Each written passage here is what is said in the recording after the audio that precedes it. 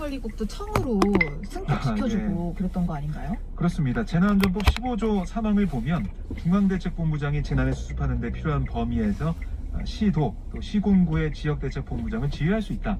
이렇게 돼 있거든요. 권한이 있는 거예요. 지휘 권한이. 결국 중앙정부의 입장을 봐야 하는 그런 상황이었는데 질병관리청이 지난 7일 브리핑에서 실내 마스크 해제 시점을 이르면 내년 1월, 늦으면 3월로 밝혔습니다. 그러니까 이 방역당국의 얘기를 들어 종합해 보면 실내 마스크 착용을 의무에서 권고, 자율로 전환을 하되 고위험군이 이용하는 시설은 의무를 유지하는 방향으로 가겠다. 이런 얘기를 하고 있거든요. 고령자들이 이용하는 요양시설을 비롯해서 병원과 대중교통에 대해서는 실내 마스크 의무를 유지하는 방안을 고려하고 있는 거예요.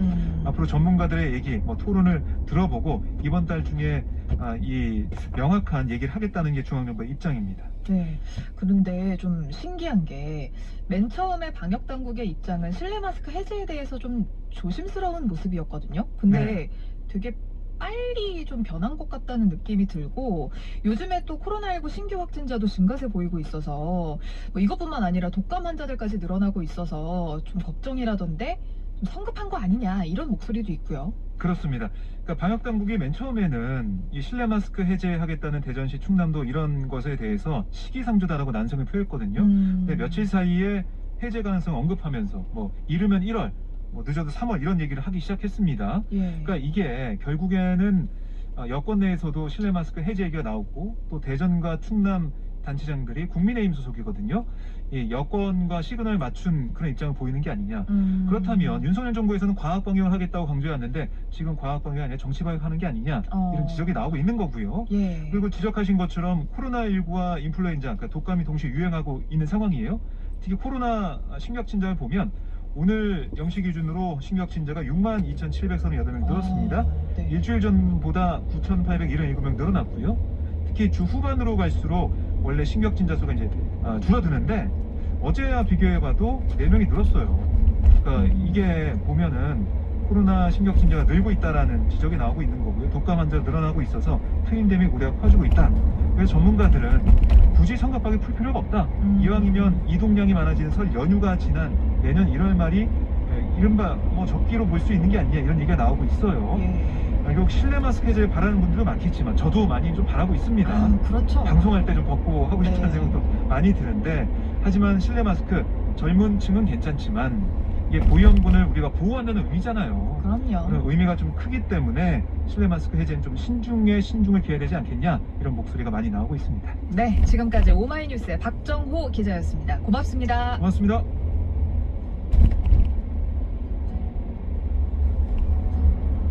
박진원, 김필, 임도혁의 당신만이 듣겠습니다. 듣고 잠 못 이루는 밤 이어가죠.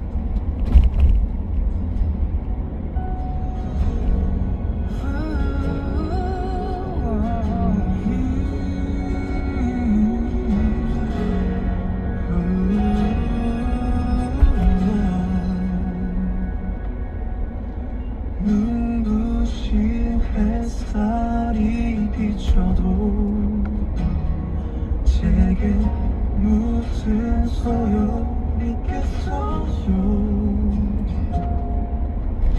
이토록 아름다운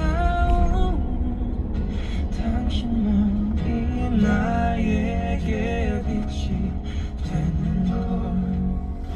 그대여 안녕 이런 말은 말아요.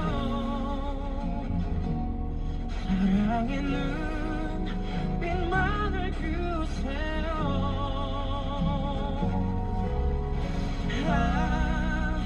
이대로 영원히 내 사랑 간직하고파. 눈부신 햇살이 비춰도 이제 무슨 소용있겠어요.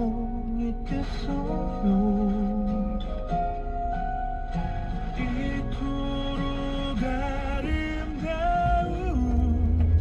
당신만이 나에게 빛이 되는 걸.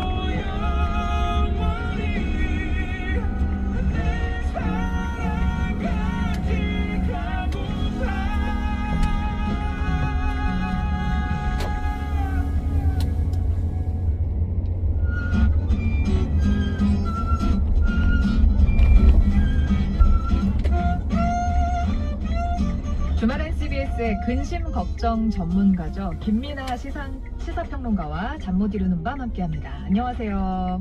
그래서 시상평론가는 좋은 것 같네요. 시상은 뭔가 좀 뭐랄까요? 약간 말랑말랑하죠.